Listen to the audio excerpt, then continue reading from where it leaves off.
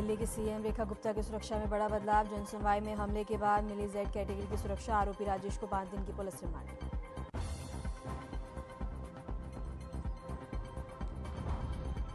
सुदर्शन रेड्डी ने उपराष्ट्रपति पद के लिए दाखिल किया नामांकन। सोनिया गांधी समेत विपक्ष के तमाम बड़े नेता रहे मौजूद।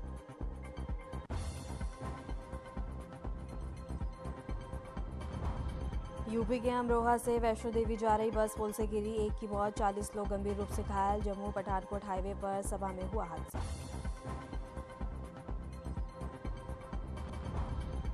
एटा में सीएम योगी ने सीमेंट प्लांट का किया शुभारंभ। 800 करोड़ की लागत से बने प्लांट से जिले को मिलेगी नई पहचान, हजारों लोगों को मिलेगा रोजगार।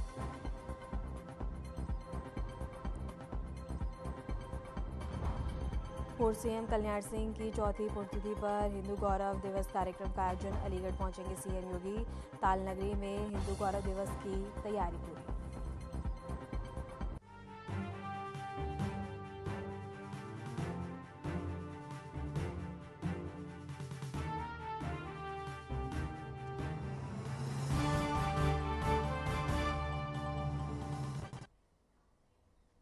नमस्कार, आपका बहुत बहुत स्वागत है। मैं हूं आपके साथ वर्षा शर्मा और करेंगे उत्तर प्रदेश की खबरों की ओर। बड़ी खबर है जहां एटा के बता दें कि बलवान में सीएम प्लांट का और इसके साथ ही बता दें कि शुभारंभ किया गया। उत्तर प्रदेश के मुख्यमंत्री योगी आदित्यनाथ ने इसका शुभारंभ किया है और इसके साथ ही 800 करोड़ की लागत से बना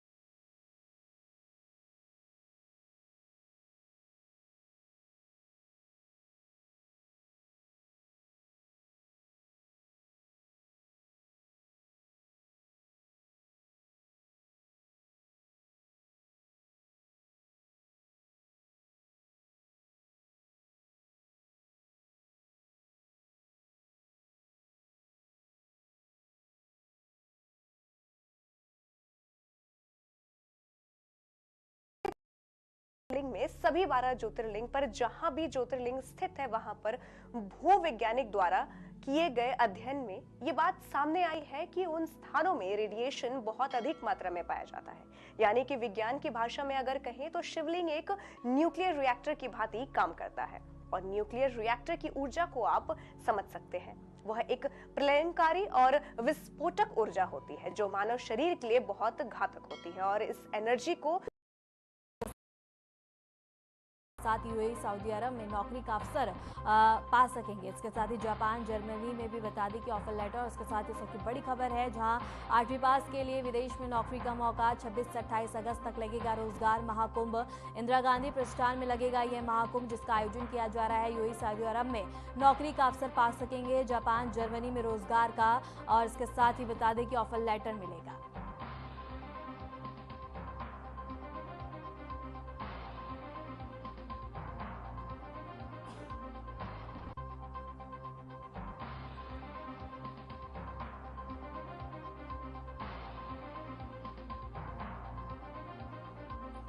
इसी खबर पर रुक करेंगे हमारे संवाददाता अमन प्रधान का। अमन, क्या कुछ जानकारी है? अब नए अवसर और विकास की रफ्तार को अब गति मिलती हुई नजर आएगी।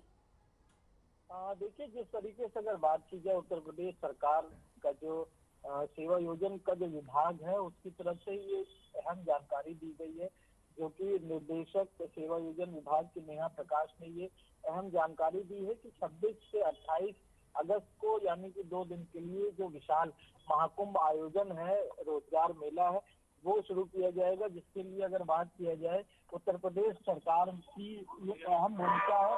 और उसके बाद अगर जिस तरीके से बात किया जाए देश विदेश की जो कंपनियां हैं, चाहे सऊदी अरेबिया की बात किया जाए, चाहे जापान जर्मनी जैसे बड़ी बड़ी कंट्रीज की बात की जाए, वहां पर जो 8वीं पास जो अभ्यर्थी हैं उनके लिए भी जो नौकरी की योजनाएं हैं उनका जो शुभारंभ है वो 26 से 28 तारीख को किया जाएगा। और इसमें सबसे बड़ी बात जानने वाली ये है कि जो 15,000 से जो ज्यादा अभ्यर्थी हैं उनको नौकरियां दी जाएंगी और मौके पे यानी कि 26 से 28 अगस्त तक के जो 2 दिन होंगे उसमें 2,000 लोगों को जो नौकरियां हैं वो अपॉइंटमेंट लेटर तुरंत दिए जाएंगे, जिसमें वो फिर उसके बाद जो कंपनी के अलग अलग नॉर्म्स है उन नॉर्म्स के अनुसार फिर उनकी जो नॉर्म्स के अनुसार वो फुलफिल होती हैं चीजें, फुलफिल करने के बाद फिर आगे का प्रोसीजर किया जाएगा। और अगर सबसे बड़ी बात की जाए तो जो नौकरियों में जो वेतन की जो भागीदारी वो लगभग 50,000 से ज्यादा की है। तो कहीं ना कहीं अब जो कम पढ़े लिखे जो युवा हैं उनके लिए भी एक अच्छा अवसर है कि वो विदेश में जाकर के नौकरी कर सकते हैं और एक अच्छी धनराशि भी उनको प्रदेश सरकार द्वारा मिल सकती है। कहीं ना कहीं एक योगी सरकार का एक बड़ा फैसला है। जो कोलैबोरेशन बात की जाए जिस तरीके से चाहे वो जो केंद्रीय योजना है उसके तहत इस पूरी जो पॉलिसी है उसको स्टार्ट किया गया। ठीक है अमन, आपका बहुत बहुत शुक्रिया हमारे साथ जुड़ने के लिए, तमाम जानकारी साझा करने के लिए। रुक करेंगे अगली बड़ी खबर की ओर। बता दें कि आज अलीगढ़ में सीएम योगी आदित्यनाथ का दौरा है। सीएम के आगमन को लेकर तमाम तैयारियां पूरी कर ली गई हैं और बता दें कि ताला नगरी में हिंदू गौरव दिवस की तैयारी पूरी कर ली गई है। दर्जन से अधिक केंद्र और राज्य के मंत्री इसमें शामिल होंगे। अलीगढ़ के थाना क्षेत्र में ताला नगरी में पूर्व राज्यपाल और उत्तर प्रदेश के पूर्व मुख्यमंत्री स्वर्गीय कल्याण सिंह बाबूजी की चतुर्थ पुण्यतिथि के अवसर पर बता दें कि तृतीय हिंदू गौरव दिवस मनाया जा रहा है। यह कार्यक्रम ताला नगरी के मैदान में आयोजित हो रहा है जहाँ तमाम तैयारियां की गई हैं। कार्यक्रम में उत्तर प्रदेश के मुख्यमंत्री योगी आदित्यनाथ के साथ उप मुख्यमंत्री और केंद्र और राज्य सरकार के करीब 2 दर्जन से अधिक मंत्रीगण शामिल होंगे। कार्यक्रम को लेकर जिला प्रशासन ने पुख्ता इंतजाम किए हैं। रामघाट रोड पर भारी मात्रा में पुलिस बल और आरएएफ की तैनाती की गई है। कार्यक्रम स्थल के आसपास ड्रोन के माध्यम से भी निगरानी होगी।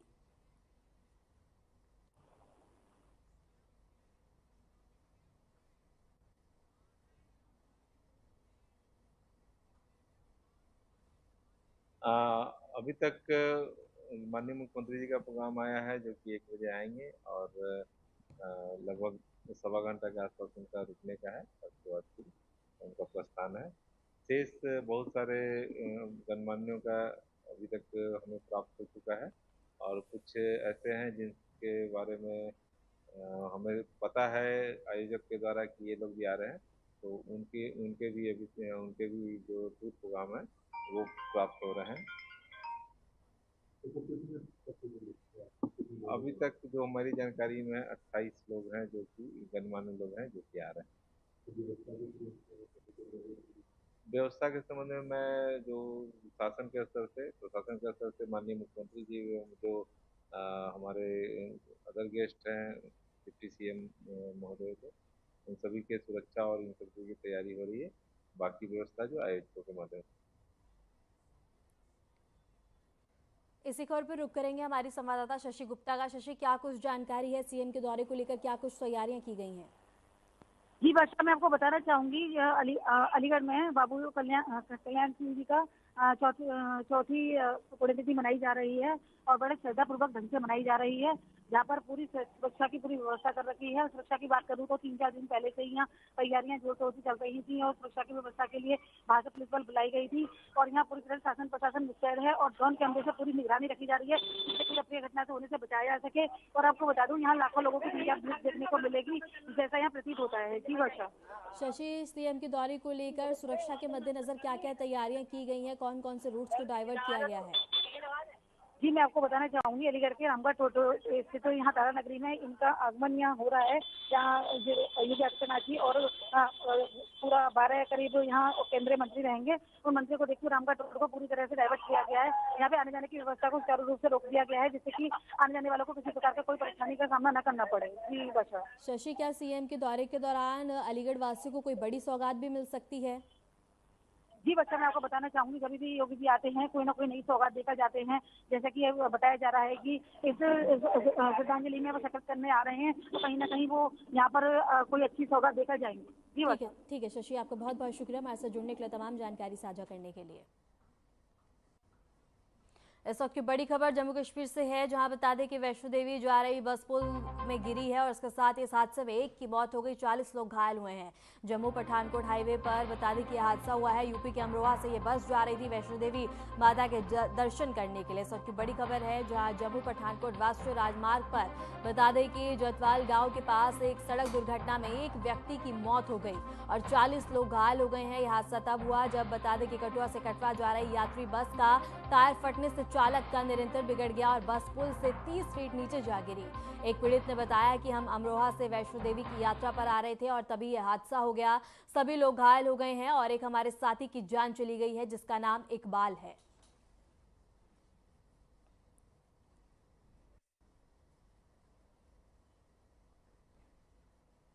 खबर कौशाम्बी से है, जहां सिराथू तहसील परिसर में दलित किसान अजय कुमार सरोज और उनके पुत्र पर दर्जनों लेखपालों ने मिलकर मारपीट की।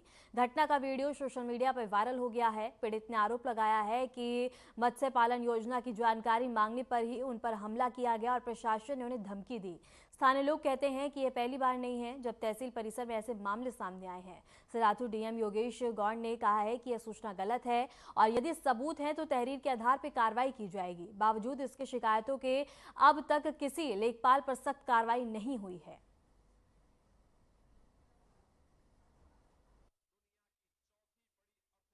हमारे पापा को मारा, हम तो बीच बचाव के लिए गए, हमको सबने मारा, उल्टा हमें बोल रहे कि आपने मारा। अंदर सब लोग हमको ही बोल रहे कि आपने ही मारा। हमने तो हाथ भी नहीं छोड़ा, हम तो दूर बैठे थे। हमारे पापा को मार रहे थे और हमको बोल रहे हैं कि इन्होंने मारा है। कितने लेखपाल थे?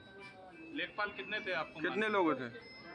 5, 6, 7 करीब थे। नाम मालूम है? मार रहे थे, बालू ने नीचे। नाम क्या है? नाम किसी का मालूम? नाम किसी का नहीं मालूम। और कौन है आपके साथ? हमारे पापा हैं, एक भाई मत्स्य पालन गौर पट्टा हमारे गांव के ही करवाए थे। हाँ। तो हम लोग आए थे, कल से दौड़ रहे थे हमारे पापा। क्या आपके हल्का का लेखपाल भी था?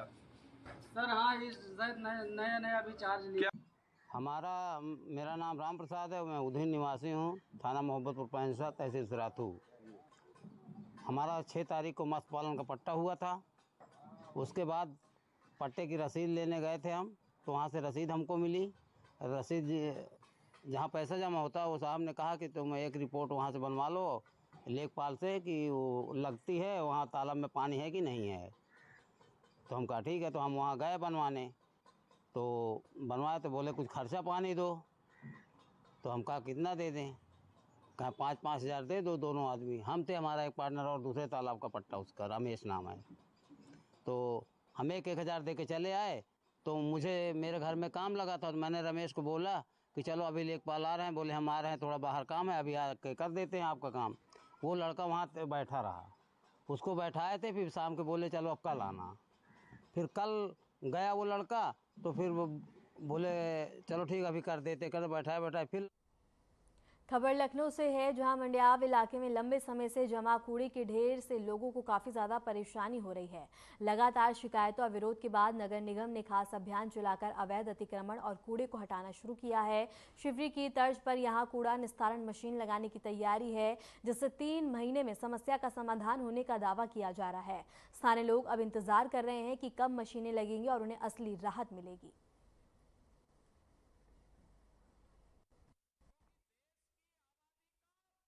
शिवरी की तर्ज पर राजधानी लखनऊ के मड़ियाँव क्षेत्र में कूड़ा डिस्पोजल के लिए यहाँ पर एक मशीन लगाई जाएगी। आप तस्वीरों में पीछे देख पा रहे होंगे कि बड़ी संख्या में जो कूड़े का जो ढेर था उसको हटाया जा रहा है नगर निगम द्वारा। अगर बात की जाए तो लगभग 10 साल से ऊपर का जो वक्त था वो यहाँ पर कूड़े का जो डिस्पोजल था वो नहीं हो पा रहा था, जिसके बाद से नगर निगम की टीमें हों चाहे क्षेत्र की निवासियों हों, उनको लगातार समस्याओं का सामना करना पड़ रहा था। जिसके बाद लगातार अगर बात की जाए तो अतिक्रमण की भी जो समस्या थी वो भी बहुत ज़्यादा थी, जिसके बाद से जो स्थानीय लोगों ने फिर यहाँ पर विरोध प्रदर्शन शुरू किया और उसके बाद आज का ये परिणाम है कि जो लोग हैं वो आज बहुत खुश दिखाई दे रहे हैं, क्योंकि यहाँ पर जो कूड़े का अंबार है वो ख़त्म होता नज़र आ रहा है। जो अतिक्रमण अवैध रूप से लोगों ने किया था उसको हटाया जा रहा है, जिसके बाद से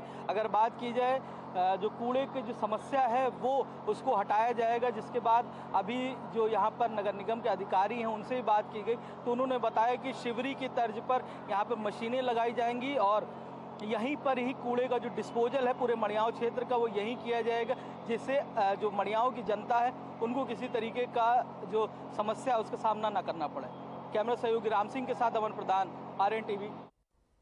खबर हापुड़ से है, जहां डीएम अभिषेक पांडे ने किसानों के साथ बैठकर उनकी समस्याओं को सुना और समाधान के लिए प्रभावी कदम उठाने का भरोसा दिलाया।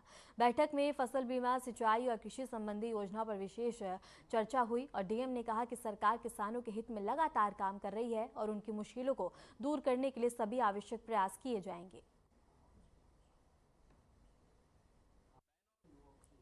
राजधानी लखनऊ स्थित गोमती नदी से सटे हुए इलाके में बता दें कि इस समय बाढ़ की स्थिति बनी हुई है। लोग अपने घरों से निकलने के लिए काफी ज्यादा परेशान दिखाई दे रहे हैं। गोमती नदी में जलभराव की समस्या से लोगों का जीवन पूरी तरह से अस्त व्यस्त दिखाई दे रहा है। वहीं अगर स्थानीय लोगों की माने तो नगर निगम को कई बार शिकायतें भी की गई, लेकिन उन शिकायतों का कोई निस्तारण नजर नहीं आता दिखाई दे रहा।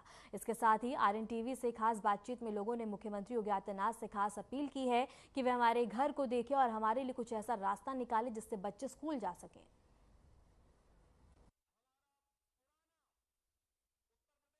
उत्तर प्रदेश में बाढ़ का कहर बहुत ज़्यादा हो चुका है। राजधानी लखनऊ की ये तस्वीर है, अपने सहयोगी से कहेंगे तस्वीर दिखाएं। राजधानी लखनऊ के फैजुल्लागंज की तस्वीर है। अगर बात की जाए गोमती नदी की तो गोमती नदी का जो जलभराव की वजह से जो समस्याएं हैं वो लोगों को हो रही हैं। अगर बात की जाए स्थानीय लोगों की, ये फैजुल्लागंज का एरिया है और लगातार अगर बात की जाए तो गोमती नदी का जो जल स्तर है वो बढ़ रहा है। हालांकि अगर समस्याओं की बात की जाए तो स्थानीय लोगों को काफ़ी समस्याओं का सामना करना पड़ रहा है। हमारे साथ कुछ लोग हैं वो जो इस जो जलभराव की समस्या है उससे किस तरीके से अपने आप को बचा रहे हैं और अगर बात की जाए तो किस तरीके से उनका जीवन यापन है वो चल रहा। मैम, क्या नाम है और किस तरीके से अगर बात की जाए आप अभी बरसात के पानी से होकर के किस तरीके से आप लोग इस पूरे जगह पे रह रहे हैं? भैया अभी तो इस टाइम आप देख रहे हैं कितनी दिक्कत हो रही है ना, बच्चे स्कूल जा पा रहे हैं और ना ही कोई किसी ड्यूटी पे काम पे जा पा रहे हैं। यहाँ तक कि हम लोगों को दाल सब्जी चावल लाने में भी दिक्कत हो रही है। और अभी पापा निकले थे कल शाम को सब्जी लेने के लिए तो उनके दोनों पैर में 2 सांप ने काटा है, 2 बार काटा है। बताइए, इतनी दिक्कत हो रही है। और रही बात, अब यहाँ पे इतने सारे स्कूल हैं, बन रहा है, घर बन रहे हैं, फिर भी सरकार ध्यान नहीं दे रही है और हम लोगों ने खुद से खंभे जो है लाइट वाले करवाए हैं, सब लोगों ने पैसे जमा करके। और ना सरकार रोड दे रही है ना कुछ, हम लोग हाउस टैक्स वगैरह प्रॉपर दे रहे हैं और फिर भी इतनी दिक्कत झेल रहे हैं, तो क्या फ़ायदा है। हमारा तो सरकार से यही निवेदन, कम से कम रोड ही दे दीजिए यहाँ पे, नहीं तो मलबा डलवा दीजिए। नगर निगम में इतनी बार फ़ोन किया कि आप बस नाले तक पानी पहुँचा दिए, कम से कम नाले में पानी गिरने लगे, इतनी समस्या हो रही है। अभी इस घर में भाभी रहती, वो एक प्रेग्नेंट है, वो कल आ रही थी ड्यूटी से, वो भी गवर्नमेंट में ही है, बिजली विभाग में गवर्नमेंट में है। वो आई, उनका पैर इसमें मतलब धंस गया, तो थोड़ा सा मतलब मिस खुल गया, तो उनका मतलब इतना ज़्यादा डर है उनको भी प्रेगनेंसी का, और ऊपर से 2 लोगों को लोड। अब देखिए कितना पानी, कितना ज़्यादा दिक्कत हो रहा है, बच्चे स्कूल नहीं जा पा रहे हैं और सब्जी दाल हर एक चीज़ की दिक्कत है ऑलमोस्ट, आप समझिए ना रास्ता है कहीं पे। स्थानीय लोगों की बात की जाए तो कोई जिला प्रशासन या कोई भी टीम यहाँ पर अभी देखने नहीं आई? नहीं, सरकार से कोई भी अभी तक नहीं देखने आया है और हम लोगों ने कंप्लेन भी की है, नगर निगम से बात भी की है। वो लोग कह रहे हैं कि पक्की रोड नहीं है, पक्की नाली नहीं है, तो हम लोग कुछ नहीं कर सकते हैं। अब बताइए, हम लोगों ने मलबा इतना सारा डलवाया है रोड के लिए, लेकिन कोई दिखाई दे रहा है? ये थोड़ा बहुत जो है अभी काम आ रहा है जिससे हम लोग निकल पा रहे हैं, लेकिन कितना कौन देगा बताइए। अब बताइए, तो सरकार की जिम्मेदारी है ना, या फिर पानी जल भराव का ही स्तर कम करवाएं, थोड़ा सा पानी खिंचवाएं।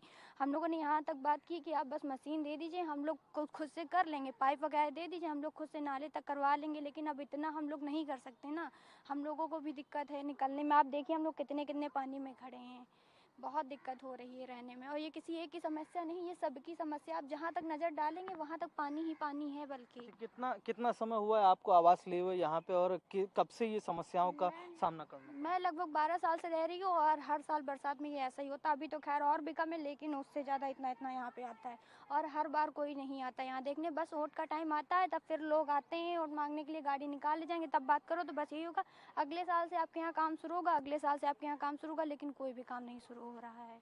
ये थे स्थानीय लोग जो कि अगर बात की जाए सरकार से काफ़ी नाखुश हैं, और बात की जाए जिस तरीके से जिला प्रशासन की कोई भी टीम है, चाहे नगर निगम की बात की जाए चाहे जिला प्रशासन की टीम की बात की जाए, किसी तरीके से कोई भी राहत सामग्री नहीं पहुंचाई जा रही, जिससे जो स्थानीय लोग हैं वो लगभग समस्या का उनको सामना करना पड़ रहा है। अब ऐसे में सवाल ये उठते हैं कि जिम्मेदारियों पर कब मुख्यमंत्री योगी आदित्यनाथ नकेल कसेंगे और कब ऐसे अधिकारियों पर मुख्यमंत्री का हंटर चलता है। कैमरा सहयोगी राम सिंह के साथ अमन प्रधान, RN TV, लखनऊ।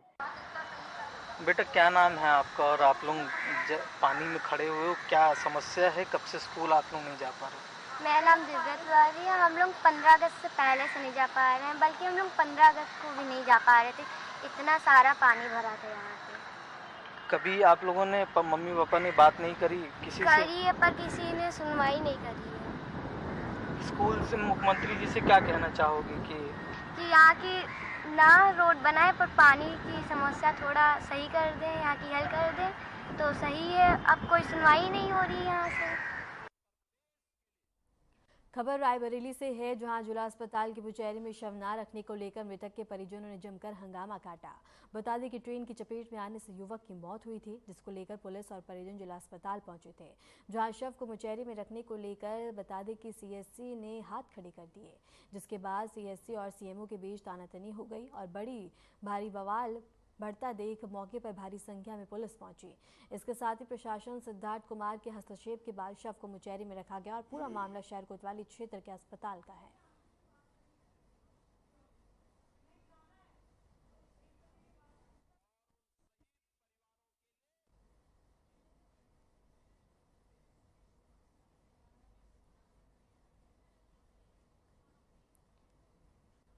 खबर मथुरा से है, जहां पुलिस और गौ तस्करों के बीच मुठभेड़ हुई है, जिसमें 25,000 का इनामी बदमाश घायल हो गया। पुलिस की गोली उसके पैर में लगी, जिसके बाद उसे गिरफ्तार कर अस्पताल भेजा गया। मौके से एक मोटरसाइकिल, अवैध तमंचा और 2 कारतूस बरामद किए गए। बदमाश गौवत के मामलों में फरार चल रहा था। पुलिस ने मुखबिर की सूचना पर चेकिंग के दौरान उसे पकड़ा है।